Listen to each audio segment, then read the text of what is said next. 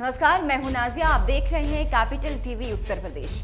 एक तरफ जहां दुनिया भर में नशीली दवाओं की खरीद फरोख्त का कारोबार जोर शोर से है, तो अब वहीं यूपी पुलिस ने 686 करोड़ की नशीली दवाओं की खेप से पर्दा उठाना शुरू कर दिया है। इस कारोबार के तार किस तरह से नेपाल से लेकर बिहार के छोटे कस्बों में फैले हैं, इस रिपोर्ट में बता रहे हैं।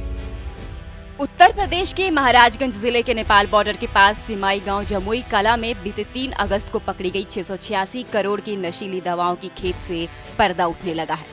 नशीली दवाओं के इंटरनेशनल काले कारोबार के तार पूर्वांचल की सबसे बड़ी दवा मंडी गोरखपुर भलोटिया मार्केट से लेकर बिहार तक जुड़ी हुई है।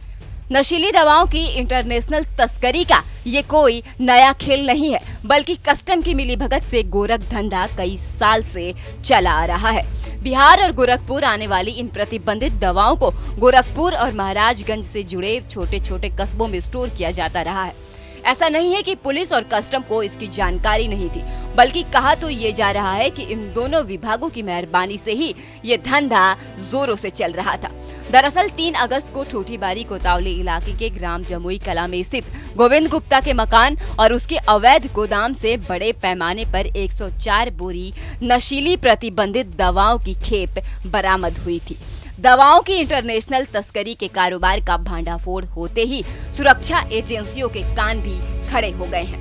वहीं नेपाल के बुटवल, चितवन, पाल्पा, नारायण घाट और काठमांडू तक इस काले कारोबार का नेटवर्क होने की बात सामने आ रही है, जो गोरखपुर होते हुए बिहार और नेपाल के इन जिलों में सप्लाई भेजती रही है। हैरान करने वाली बात यह है कि 25,000 का इनामी गोविंद गुप्ता पर ये कोई पहली कार्रवाई नहीं है, बल्कि अभी कुछ महीने पहले भी गोविंदा के खिलाफ नामजद केस दर्ज किया गया था। हालांकि तभी से पुलिस की सूची में वो फरार चल रहा था। वहीं ठूठीबड़ी का रहने वाला गोविंद की गिनती इंटरनेशनल तस्करों में होती है।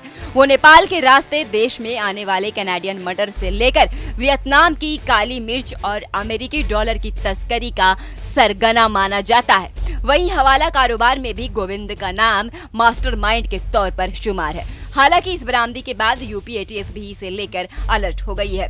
इससे पहले साल 2017 में गोरखपुर रेलवे स्टेशन पर हावड़ा काठगोदाम ट्रेन के बीच कोच नंबर 7 सीट नंबर 23 से कस्टम ने 20 लाख रुपए के अमेरिकी डॉलर बरामद किए थे।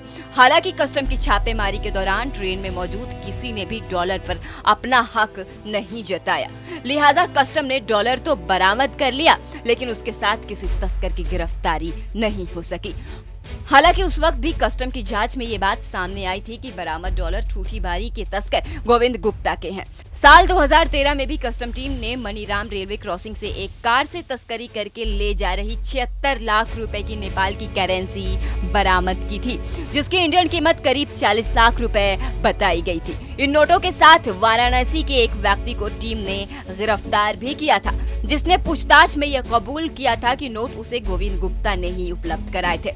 इंडो नेपाल बॉर्डर से होने वाली तस्करी को बढ़ावा देने में कस्टम विभाग मुख्य भूमिका निभा रहा है।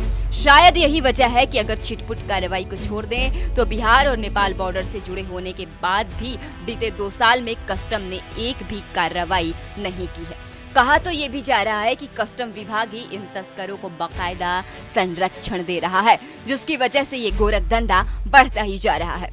जबकि ये बात जग जाहिर है कि नेपाल बॉर्डर से सिर्फ गोल्ड और डॉलर की ही नहीं, बल्कि खाने पीने की चीजों से लेकर कॉस्मेटिक प्रोडक्ट की तस्करी जोरों पर चल रही है।